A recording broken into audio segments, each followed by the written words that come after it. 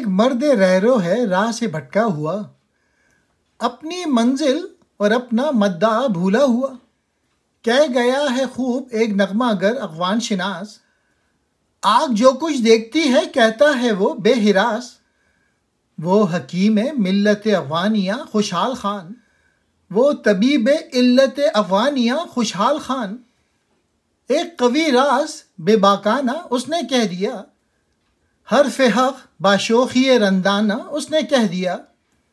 कोई ऊँट ऐसा किसी अगवा के हाथ आए अगर, जिस पे हो लादा हुआ अंबारे याकूत व गौहर, इस खजाने को वो कम हिम्मत नहीं पहचानेगा।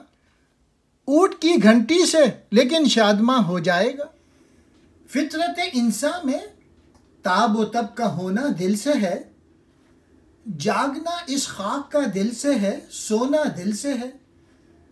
दिल के मरने से दिगरगू होता है तन का निज़ाम, सारे खुश्क और बेअरक हो जाते हैं उसके मसाम। अल्लामा इकबाल कह रहे हैं, इस मुसाफिर को मंजिल तक का रास्ता नहीं मिलता। इसकी वजह यह है, इसकी जान हकीकी ज़िंदगी के मकासद से आगा नहीं।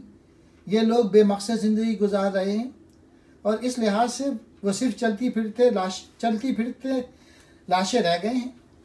इस अफ़गान शनास यानी अफ़गानियों की जहनीत से आगाह शायर ने जो कुछ भी देखा है वो बे खौफ व ख़तर कह डाला। बड़ी अच्छी बात की है। शायर से मुराद यहाँ पे खुशहाल खान खटक है।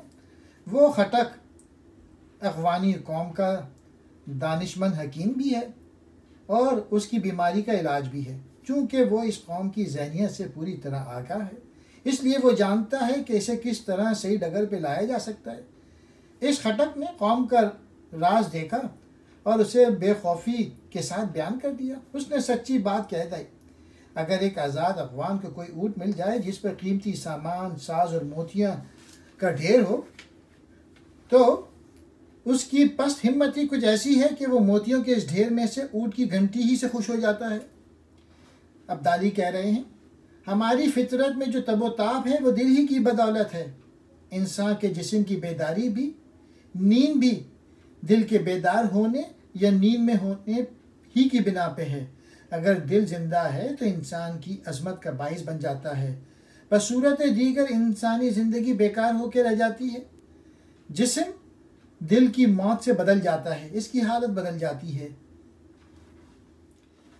इसके मसामात में पसीना खून बन जाता है।